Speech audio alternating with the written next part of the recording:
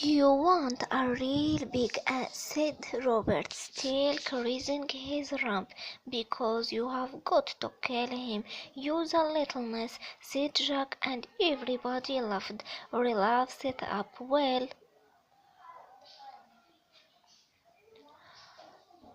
you said he would do you. What did you want to throw for? Why didn't you wait? He held out his arm. Look, he turned his left former for them all to see. On the outside was a rip, not much, but bloody. He did that with his desk. I couldn't get my spear down in time. Attention focused on Jack. That's a wound, said Simon, and you have to take it like Brigger. Jack scared. I hit him, Cedric laughed indignantly. I hit him with my spear. I wounded him. He tried for their attention. He was coming along the path. I threw like this. Robert snarls at him, laughed attention into the play, and everybody laughed. Presently they were all Japanese at Robert, who made mock rush. Jack shouted, "Make a ring!" The circle moved in and round Robert squealed in mock terror, then in real pain. "Oh, stop it, you are hurting!" The butt end of a spear fell on his back as he blundered among them. "Hold him!" They got his arm and leg. Laugh. Carried away by a sedantic examination, grovelled Eric Spire.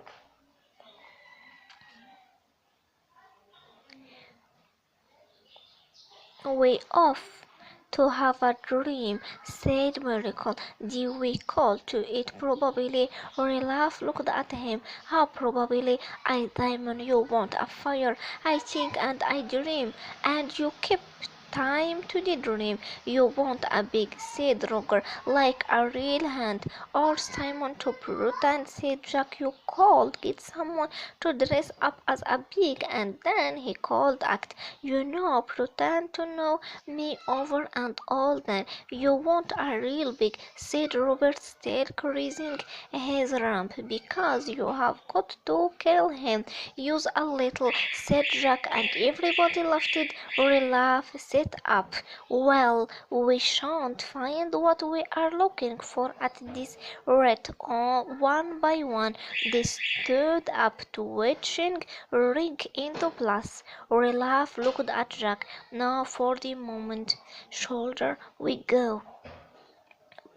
go back to Biggie," said Miracle, "before dark." The twins nodded like, "Oh boy, yes, that's right, let's go up there in the morning." Olaf looked out and saw the sea. "We have got to start the fire again. You haven't got Biggie's space, and said Jack, "so you can't. They will find out if the mountain clear." Miracle spoke, hasting, no wanting to seem a fang. "Supposing to the best up there," Jack branched his spear. "We'll kill it." The sands made a little color. He slashed with despair. "What are we waiting for? I suppose," said Olaf, "if we keep on by the sea this way, we will come out below the brand bit, and then we can climb the mountain one more." Olaf dreamed, letting his skillful feet them with the difficulty of the path. Yet his feet seemed less skilled than before. For most of the way they were forced right down to the bare rock by the water, and had to edge along between that and the dark luxury of the forest. There were little cliffs to be scaled, some to be used as paths. Long rivers were unused and as well as pit here and there. The cold climber over wet rock, leaping across clear balls that the tide had left. The calm to angle shed spelled in air foreshared like a divin's gloomy crack, where water gurgled, then a wave come back. The gully boiled before them and spray dish up to the very crisp, so that the boys were wet and shurical. They tried the forest, but it was thick and woven like a bird nest. In the end they had to jump one by one, waiting till the water snug, and even so some of them got a second drench. After that the rocks made to be growing impossible, so that sat for a time, letting their rig dry and watching the climbed outlines of the rolls that moved so slowly past the island. They found through in a hand of bridge little bird that hovered like insect.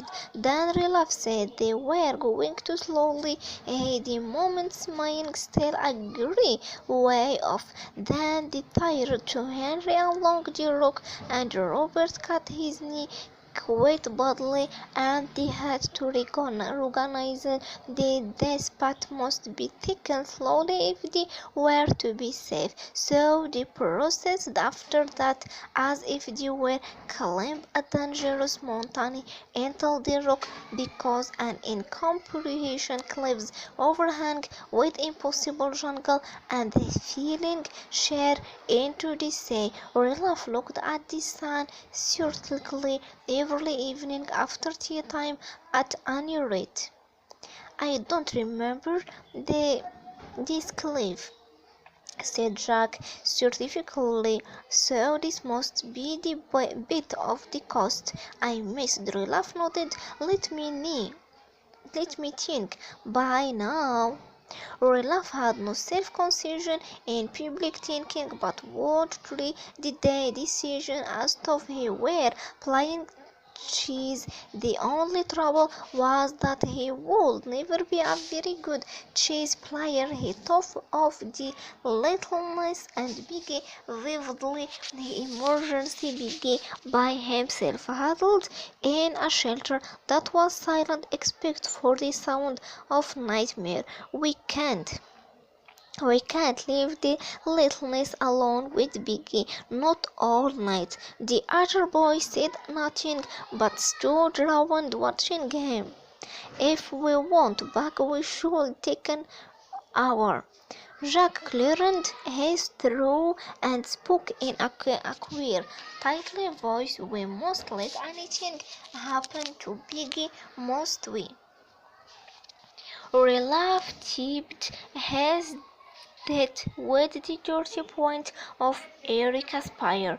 If we go across, he glanced round him. Someone got to go across the island and tell Biggie we will be back after dark. Bell spoke in believing. Drove the forest by himself now. We can't spare more than more. Simon pushed his way to the left elbow. I will go if you like. I don't mind, honestly. Before Relaf had time to reply, he smiled quickly, turned and climbed into the before Relaf looked back at Jack, seeing him inferently for the first time. Jack, that time you want the whole way to the Castle Rock? Jack grounded. Yes, you can't. You come along part of this short below the mountain beyond there. Yes, and then I found a big run. It won't for me, so the big run must be somewhere. And there Olaf nodded. He pointed at the forest. Everybody agreed. Hegel. All right then, we will smash away. Drove till we find the big run. He took a step and held. Wait a moment, Toff. Where does he big run go to? The mountain, said Jack. I told you. Hey, Sensor, don't you want to go to the mountain? Olaf said sincerely, the reason and nothing understanding that this way how Jack felt as soon